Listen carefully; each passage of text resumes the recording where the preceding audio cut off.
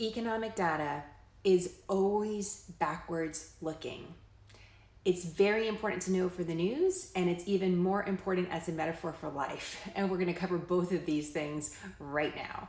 So one of the big news items of this Friday is the jobs report, what's going on with the American economy. And I'm going to focus solely on that as we round out the week, because the economy is a place where we are all connected, whether we're in the United States or outside of the United States. Hello to our watchers outside the United States. We appreciate you. This is the web that we're all connected to. So let's talk a little bit about this jobs report today. It's making a lot of big news, and there's a lot to consider. The biggest is economic data is always backwards looking. It's a snapshot of the past. It's not necessarily reflective of the present, so we always have to keep that in mind. The big headline is this: the jobs report is better than expected. When it comes to financial news, economic news, it's always a game of expectations. So when something is better than expected, it will make big news, especially when it's much better than expected, which is what this report is. Remember, if you look back in April, our unemployment rate in America was near 15%. A number many had never seen, most of us had never seen in our entire lifetime, all related really to COVID-19. The unemployment rate that we got for May is now around 13%. So it's an improvement, but many economists thought we were going to be much higher employment rate and see millions and more jobs lost. And this report does not reflect that. It reflects a lower employment rate and some jobs added back in. But again, it's a game of expectations. It's better than expected. It's still a historically very, very high number, and a devastating number really for the economy. On any other month, just getting an unemployment rate of 13% would be historic news. So better than expected, still a very tough number. Let me explain a little bit about what's going on. We saw some sectors, and they're divided into sectors. You can read this report for yourself, by the way. I'm going to link to it on our website. Categories: retail, construction, leisure, hospitality, education, healthcare, and they break out how many jobs are added in each category or lost. So here's an example of what happened. Leisure and hospitality, we know that was hard hit when the economy shut down. That's your restaurants, your hotels, anything related to the travel industry. We saw more than 1 million jobs come back online in leisure and hospitality. But remember, the month before, we lost more than 7 million. So yes, it's positive to see 1 million jobs come back, but we're still down several million jobs. So the important thing is the trend. We want to see this trend continue, not just for this jobs report, but going ahead into jobs reports in the future, because we want to see the jobs gradually come back online. But that gives you an idea, right? So great news that 1 million jobs came back. Tough news that 6 million jobs are still missing from that industry. Something to think about. The president was giving a press conference, and I stopped about 35 minutes in. I thought it would be more important for us to talk sooner rather than later. Of anything to walk away from the press conference so far, I think there was an important point about the economy. The president was talking about which states have stayed shut down. And he said, listen, New York, New Jersey, these big states, they're not even back online.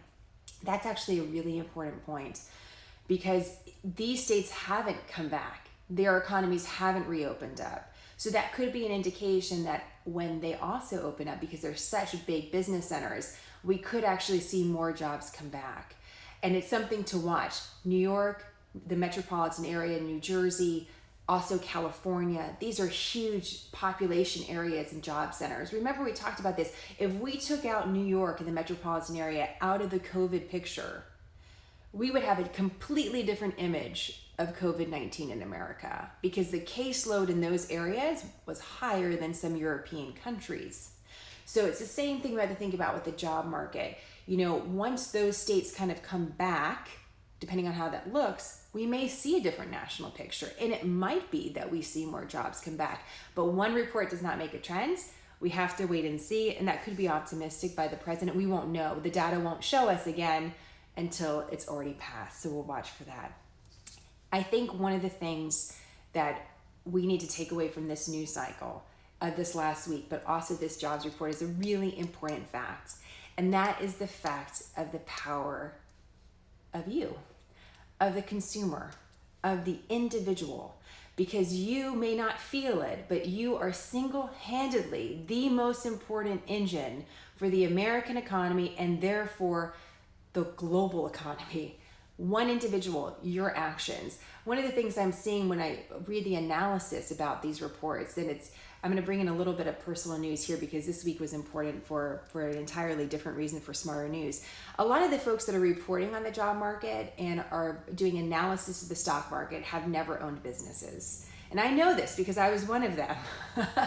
and now I do own a business. And so there was this analysis of, oh, look at these American people, they're just coming back so much faster than we thought. I think there's some of that we're anxious to kind of get back out and moving around. But if you're a business owner, last few weeks have been critical and you've had to look at yourself in the mirror and think, can I save my company?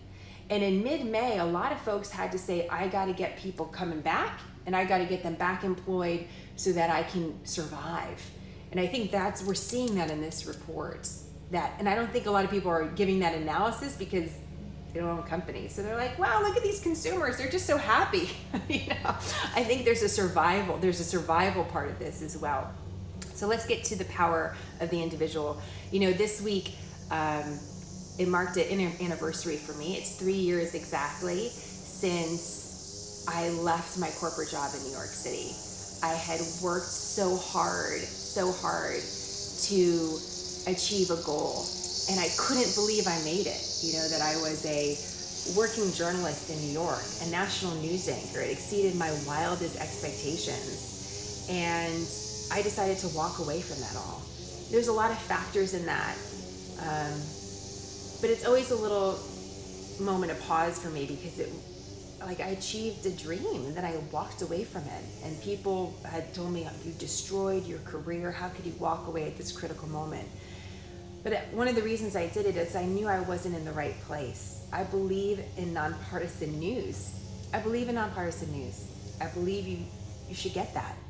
And so I left New York City. I moved to a town of 600 people right outside of Austin with a 2-year-old and a 1-year-old, and I nearly lost my mind. I went from full-time corporate job, national news anchor 5 days a week, 2 hours a day, to a stay-at-home mom with 2 toddlers in a 20-minute drive to the grocery store. And in that time, I decided to build SmartHER News. I thought, what do people want from the news? They want to be smarter. They don't want to be aggravated. They just want the news. And I thought if I could build SmartHER News for my peers, which are other women, then other people are going to like it, because women are really busy. It doesn't matter your race, your religion, where you live in America, you're multitasking at such a high level. If I could build it for them, it's going to work for other people. And that was the concept for SmartHER News, is that people want to be smarter. So let's build SmartHER News.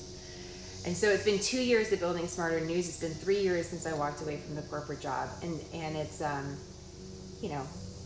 running a business is really hard. It's really, really hard. And every week I wonder how we're going to do it. And every week you encourage me. You really encourage me, and I'm really grateful. The founders in America did not put the power in the press. They gave freedom to the press and power to the people. A free and healthy press helps support the people and serve the people for a healthier democracy and hopefully a better outcome for all of us. I think about that, and I think about that especially in the week that we've been through. The power is in the individual to exercise their rights, whether it's voting or consuming the news. And remember the power you have as a consumer in this economy, but also overall in the destiny of the nation. You're really in the driver's seat. You have to remember, I know you're made to feel small, and you're not. We want to return customer service news because you're not small. You're actually really important, and we should be working hard for you, not the other way around. Just remember the power you have. Some of you have asked, how can you help support SmartHER News? Just watching us, following us, sharing us with your friends.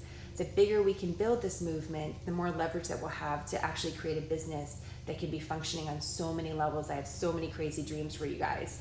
And in order to do that, we have to build our audience. So whether it's this video, another video, something you see that makes you happy, if you could share it with your friends, especially on social media, that's really helpful for us. And you'll be a part of building this business.